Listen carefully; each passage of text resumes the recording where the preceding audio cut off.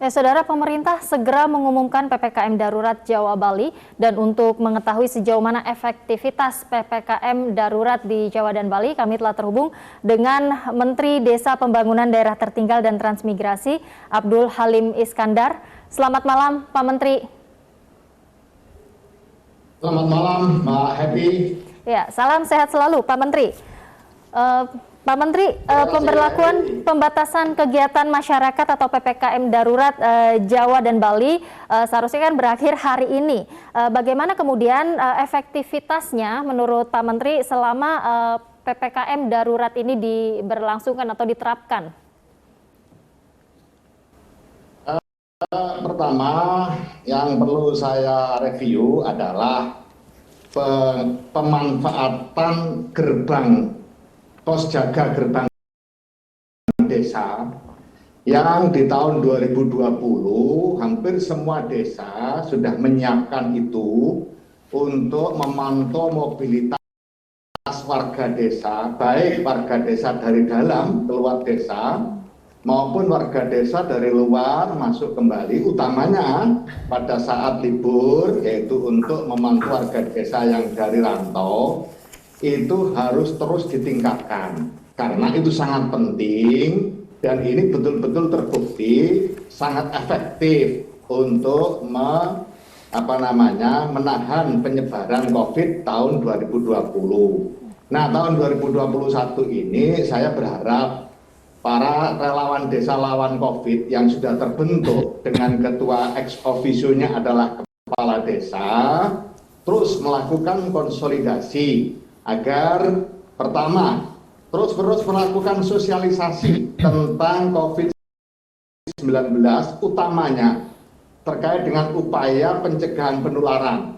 Berkali-kali Pak Presiden memberikan gambaran tentang betapa pentingnya protokol kesehatan, utamanya pemakaian masker. Nah, ini yang di desa-desa menurut saya ada penurunan dibanding tahun 2020. Oleh karena itu saya berharap dana desa dimanfaatkan semaksimal mungkin untuk itu.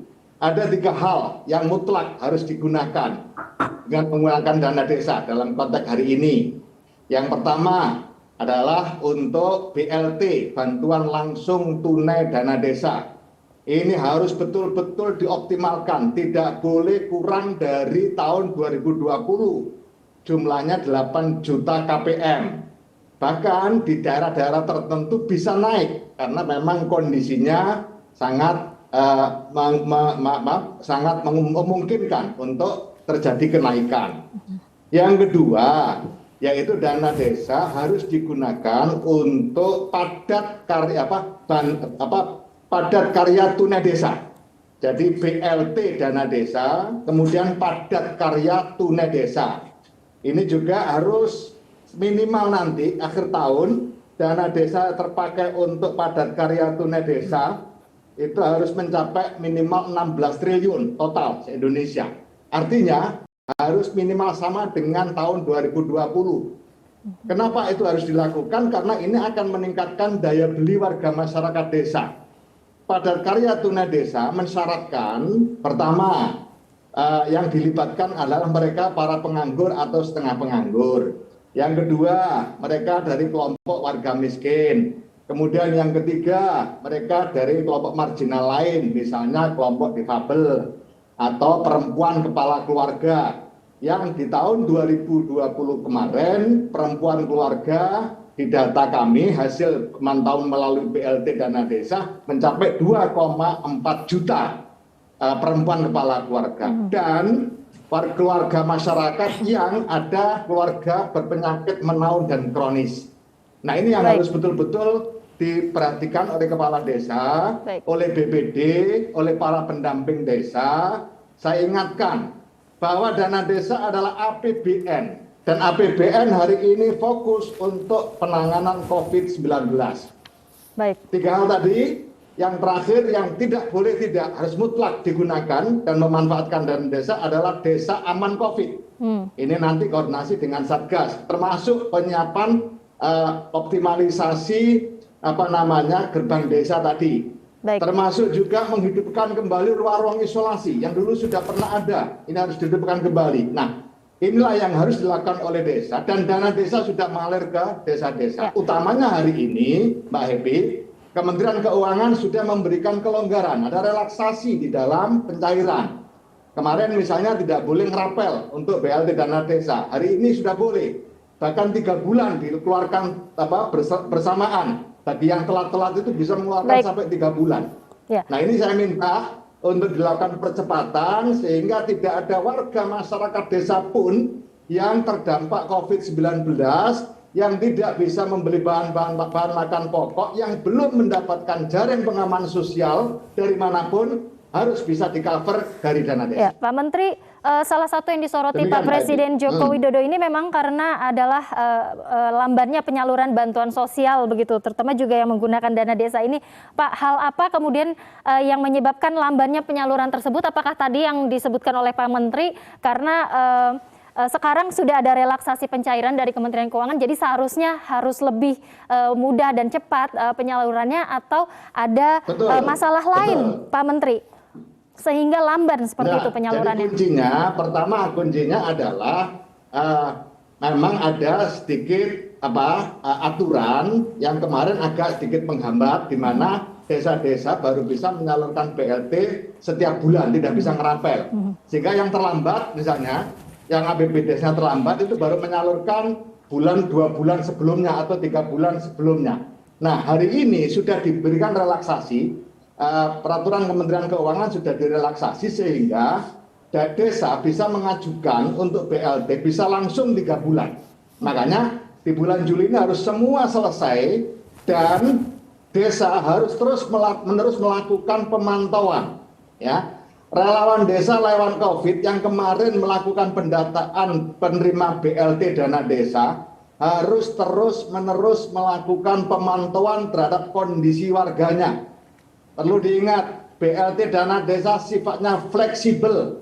Kalau hari ini ada warga yang terdampak, hari ini juga harus dimasukkan di dalam KPM, keluarga penerima manfaat, dibawa ke Musdes, musyawarah desa, untuk diputuskan bersama-sama dalam forum Musdes. Itu kunci yang harus dipenuhi. Sehingga bisa saja hari ini ada penambahan, bulan depan ada penambahan, tidak masalah, silakan dipakai dana desa. Yang penting tidak boleh ada warga desa yang kena dampak COVID-19 dan tidak mendapatkan dukungan dana dari pemerintah. Untuk itu pengawasan juga harus ketat ya Pak Menteri. Pak Menteri, untuk dana desa sendiri saat ini baru 5,6 triliun yang tersalurkan atau masih di bawah 52% Pak dari yang dianggarkan. Padahal sudah ada relaksasi pencairan dari Kementerian Keuangan. Apa strategi kemudian yang akan diterapkan oleh Kementerian Pak Abdul Halim ke depannya agar ini cepat tersalurkan gitu untuk membantu warga? Setiap hari kita melakukan pemantauan, baik melalui pendamping desa, kemudian langsung berkomunikasi dengan kepala desa, melalui pemerintah daerah, kabupaten maupun kota, dan juga berbagai jaringan yang kita miliki untuk kemudian melakukan pengawasan terhadap percepatan penyaluran bantuan langsung tunai dana desa. Nah, tentu kita akan memberikan sanksi tegas bagi desa yang tidak memanfaatkan dana desa untuk 3 hal tadi secara benar. Ini penting, mutlak, ini tidak bisa ditawar. Jadi 3 hal yang tidak bisa ditawar dengan memanfaatkan dana desa adalah: 1, BLT dana desa harus merujuk pada data tahun 2020, yaitu sekitar 8 sekian juta KPM. Sehingga data-data yang sudah dimiliki oleh desa sejak tahun 2020 dicek kembali. Siapa yang kemarin dapat, sekarang nggak dapat, harus lihat apakah memang sudah betul-betul layak untuk dapat. Kalau memang layak untuk tidak dapat, dicek lagi warga lainnya. Jangan sampai kemudian ini layak nggak dapat karena ekonomi tidak bagus, tapi ada warga lainnya yang kemarin ekonominya nggak bagus, sekarang menjadi nggak bagus. Perlu diingat bahwa dana desa yang terkait dengan BLT dana desa adalah betul-betul digunakan untuk memenuhi kebutuhan kemanusiaan yang ada di desa sesuai dengan arahan Pak Presiden. Yang kedua, dana desa harus digunakan untuk padat karya tunai desa. Ini untuk meningkatkan daya beli warga masyarakat.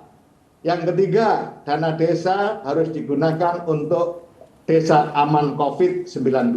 Kita akan pantau kalau desa tahun 2021 ini pemanfaatan dana desanya atas 3 hal tadi di bawah tahun 2020 kemarin akan kita evaluasi. Kenapa kok sampai di bawah? Apalagi terkait dengan BLT maupun padat karya tunai desa.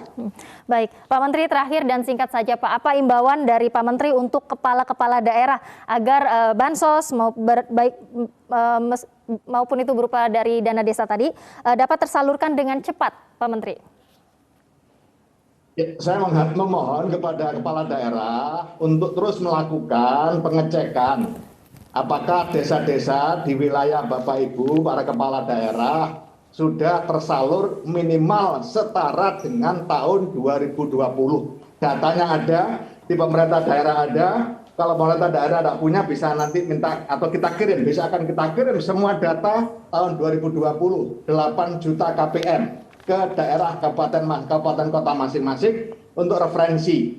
Sehingga kalau kemudian ini mau naik, ternyata ada tambahan hasil pendataan baru dan kemudian dibawa ke Musdes, silakan, tidak apa-apa. Dana desa boleh digunakan untuk itu, meskipun lebih besar dari tahun 2020.